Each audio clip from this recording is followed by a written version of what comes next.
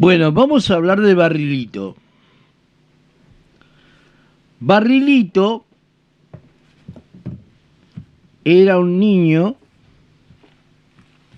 que nació en Simbirsk, que era una pequeña ciudad de Rusia, el 22 de abril de 1870.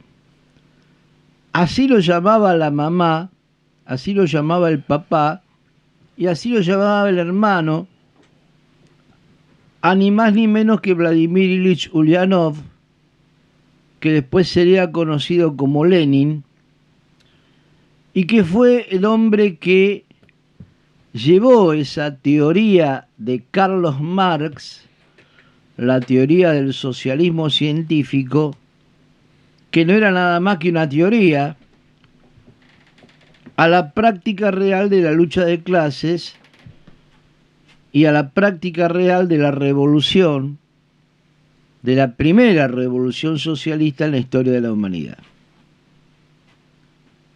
Lenin nació en una pequeña ciudad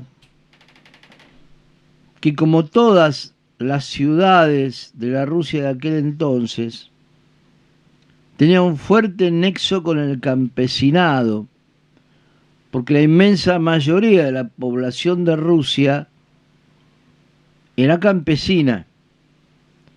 Rusia era un país semifeudal en donde el trabajo de la tierra era la principal fuente de recursos del Estado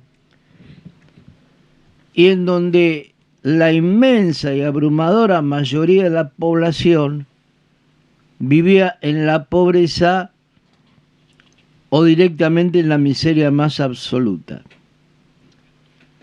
Los campesinos, que formaban la fuerza laboral más importante del país, se dividían en dos grandes grupos.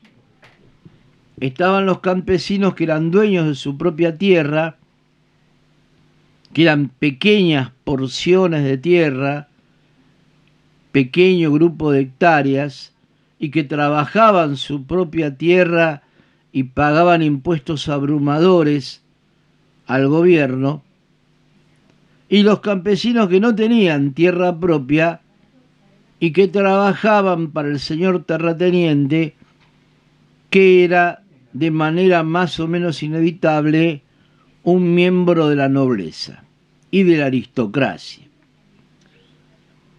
La forma de gobierno que existía en aquel entonces era una monarquía absoluta.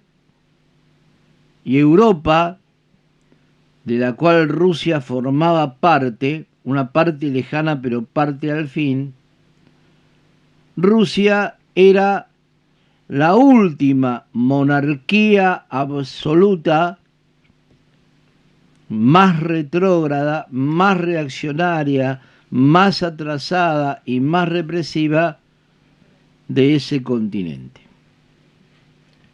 Un país absolutamente subdesarrollado, en donde la burguesía como clase, es decir, el empresariado industrial como clase, venía en ascenso, pero todavía no dominaba, no manejaba la economía del país.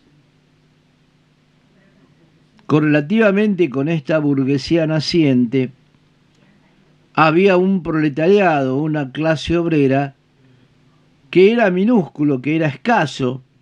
Había muy pocos obreros en Rusia comparativamente con el campesinado, pero que también venía en ascenso.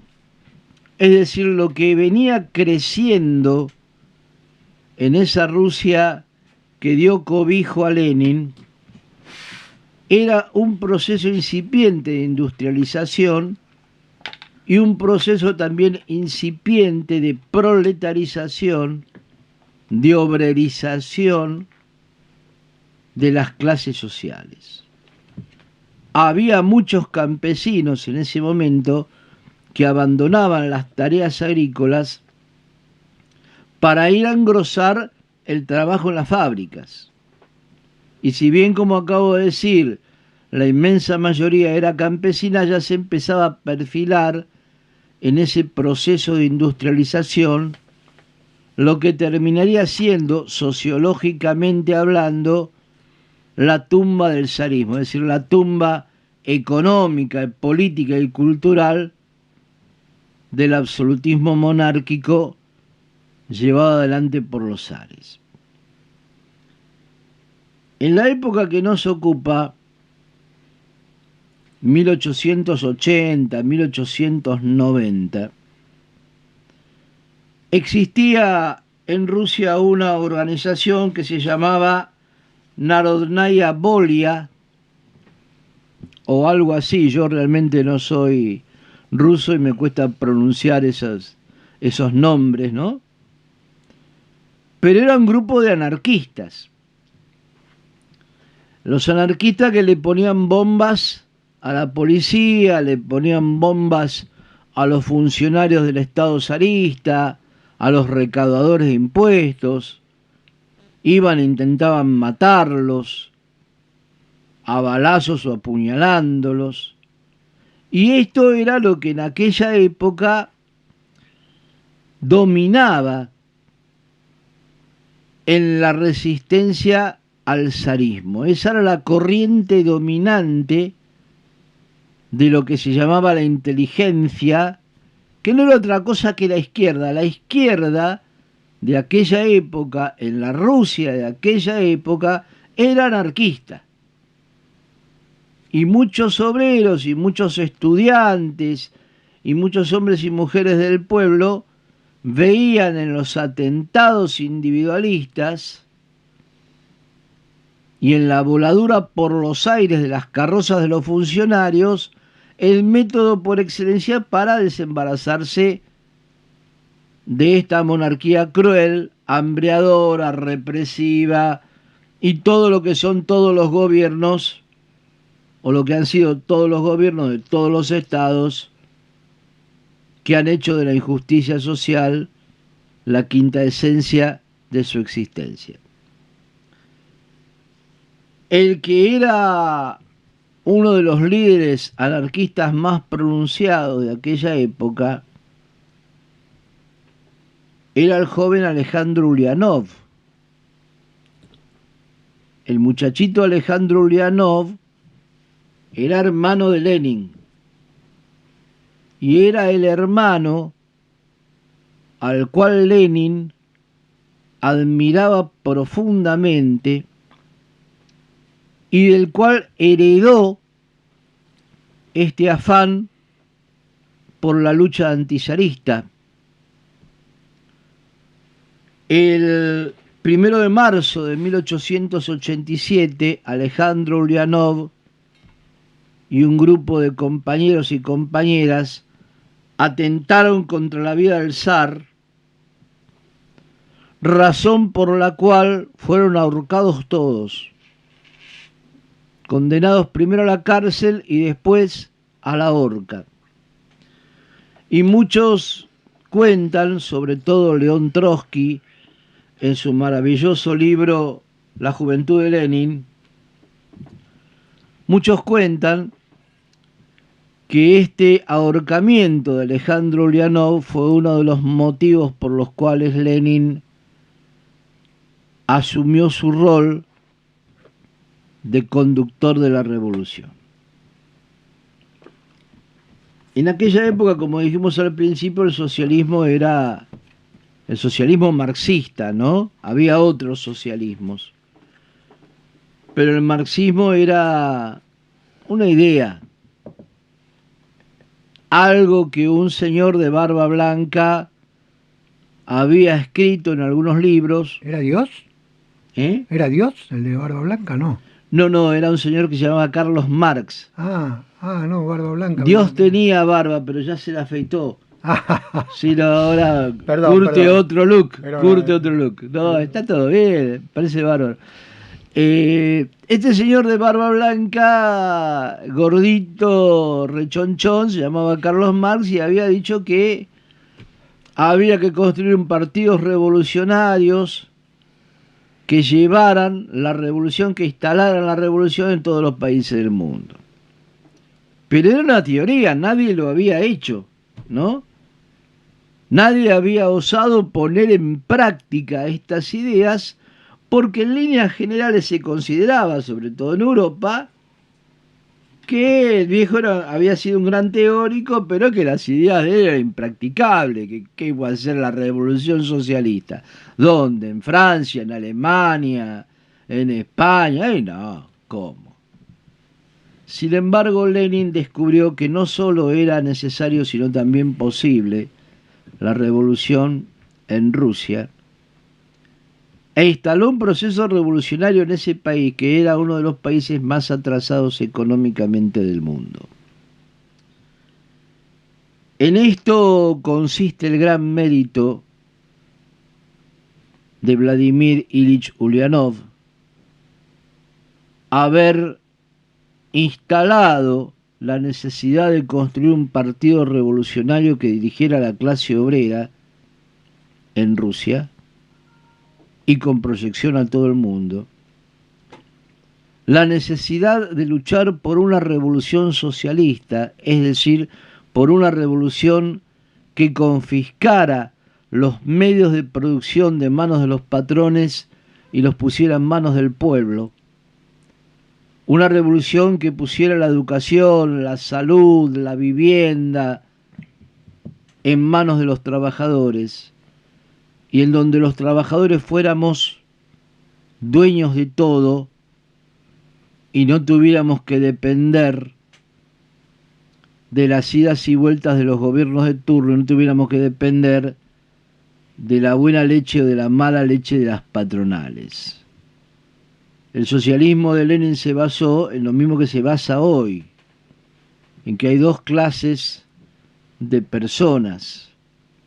Así como Tejada Gómez dice que están los que te tiran de la barca y los que quieren salvarse con todos, en el mundo existen los que viven del trabajo propio y los que viven del trabajo ajeno. Bueno, la Revolución de Octubre le demostró al mundo que los obreros, que los trabajadores, que el pueblo humilde, nucleado en los soviets, que no eran otra cosa que asambleas de obreros, de campesinos y soldados, podían controlar un país, podían hacerse del poder y podían levantar ese país y transformarlo en lo que después fue la Unión Soviética, uno de los dos países más poderosos del mundo y que llevó la revolución a muchos otros lugares, empezando por China, siguiendo por Cuba, impulsando las luchas anticolonialistas en Vietnam, en Argelia y un montón de lugares más.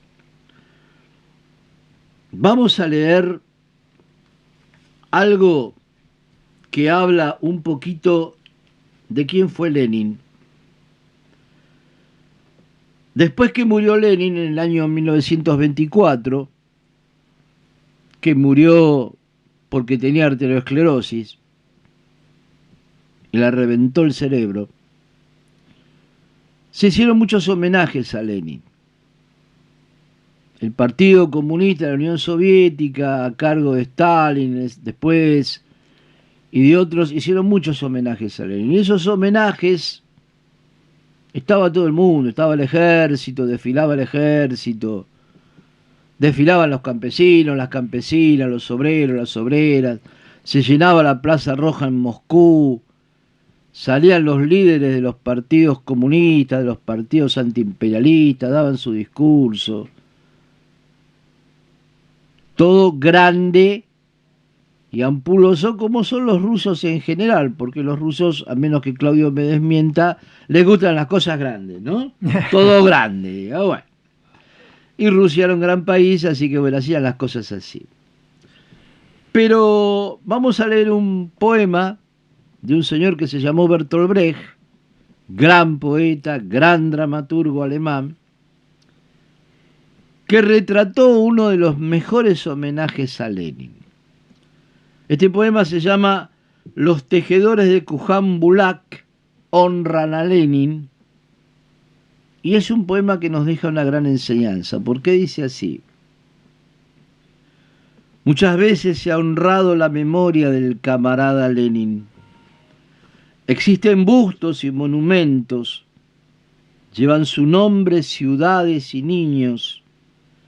En los más diversos idiomas se pronuncian discursos, hay mitines y manifestaciones, de Shanghái a Chicago, todo en honor a Lenin.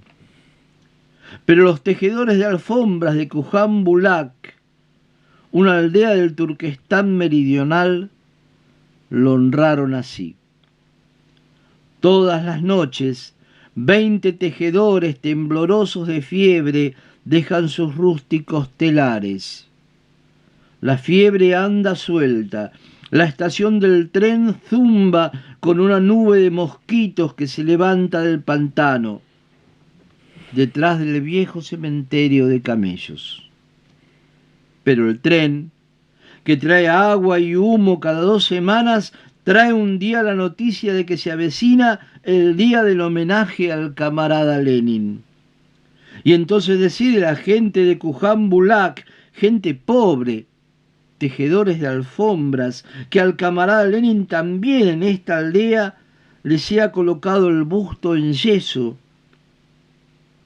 Cuando se inicia la colecta para el busto, todos se reúnen sacudidos por la fiebre y pagan con manos ágiles las copecas duramente ganadas. El veterano del Ejército Rojo, Steman Gamalev, el que con cuidado cuenta y con atención observa, ve cuánta disposición hay para honrar a Lenin y se alegra. Pero también advierte las manos inseguras y súbitamente propone usar el dinero del busto para comprar petróleo y echarlo sobre el pantano detrás del cementerio de camellos donde se crían los mosquitos que causan la fiebre. Y de esa manera combatir la fiebre en Kujan Bulak en homenaje al desaparecido, pero nunca olvidado, camarada Lenin. Así lo resolvieron.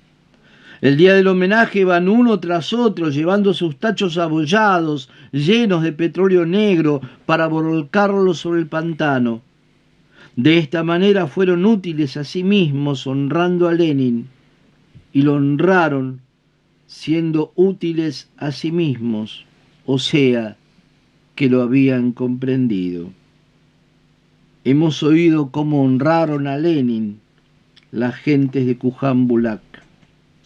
Cuando esa noche el petróleo había sido adquirido y derramado sobre el pantano, se levantó un hombre en la reunión y exigió que se colocara una placa en la estación que informara de lo sucedido, detallando con exactitud el programa cambiado y el canje del busto de Lenin por la tonelada de petróleo aniquiladora de la fiebre. Y todo esto en homenaje a Lenin. Y esto también lo cumplieron y pusieron la placa. ¿Qué quiere decir esto? Ustedes se preguntarán por qué este poema. Porque evidentemente para Lenin más importantes que los homenajes era la felicidad del pueblo y la salud y los derechos del pueblo. Y los compañeros que hicieron esto también lo entendieron así. También entendieron que era más importante matar a los mosquitos que poner la placa. Porque hay mucha gente que te pone placas y hace monumentos y da discursos, pero no mata a los mosquitos. Los mosquitos son lo que haya que matar, ¿no? También a veces hay hipocresía entre todos nosotros, o entre otros que son parecidos. Lo que dice el poema de Bertolt Brecht es que el verdadero soberano y el verdadero dueño de las cosas no es otro que el pueblo. Muy bien, hasta ahí. Hasta ahí la investigación de Claudio Gallo sobre Lenin.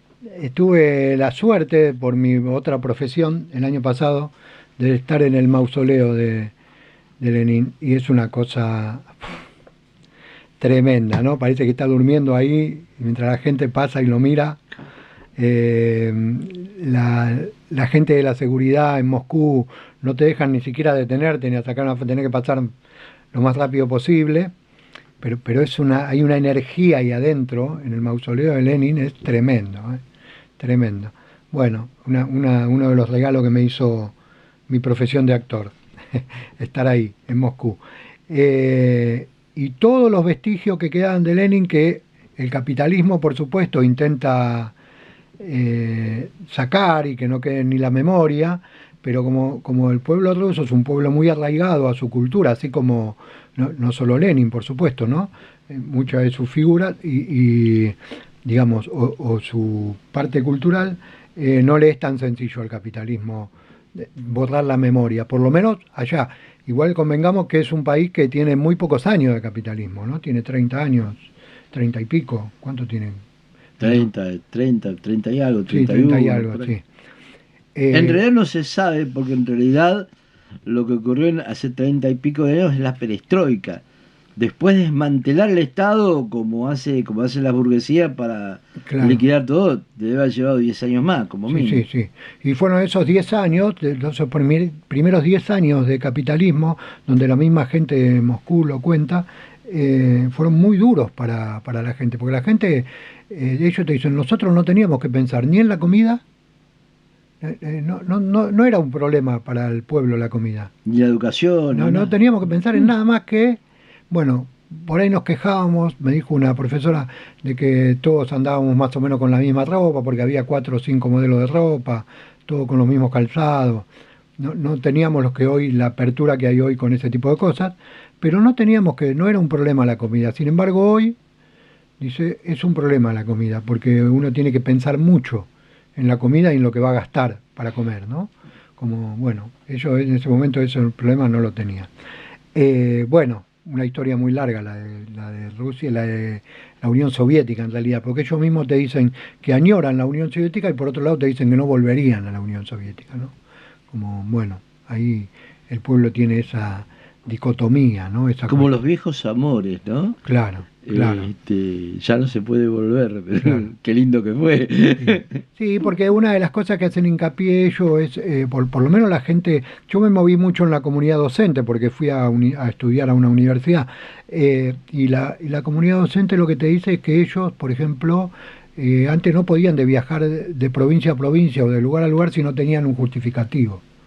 Tenían que tener una justificación, o tener un pariente, o tener que ir a trabajar para el Estado, digamos, o si no, no podían viajar, tenían que ir a donde estaban. Pero por otro lado te dicen que trabajaban 6 horas y que después tenían los espacios culturales donde existía todo, y ellos iban ya a la sociedad de fomento, a los clubes, a los lugares donde se hacía cultura y pasaban el resto del día ahí y tenían esparcimiento y tenían mucho arraigo cultural, muchas cuestiones con la cultura gratis, ¿no? Todo gratis. Hay un tema que es un tema de debate desde hace, no sé, 100 años, ¿no? Sí. Que es el tema de quién tiene que manejar el Estado. Si el Estado lo tiene que manejar una vanguardia que defina qué cosas se hacen y qué cosas no se hacen, o si el Estado lo tiene que manejar un pueblo armado, unificado, que decida día a día qué cosas hacer y qué cosas no hacer. Porque en los modelos socialistas que han fracasado, en China y en Rusia, se aplicó el modelo de la vanguardia que decide. En cambio en Cuba no. En Cuba es el pueblo el que decide permanentemente. Y son, aunque parezca mentira, dos modelos diferentes. Sí, sí, claro que son dos modelos diferentes, totalmente.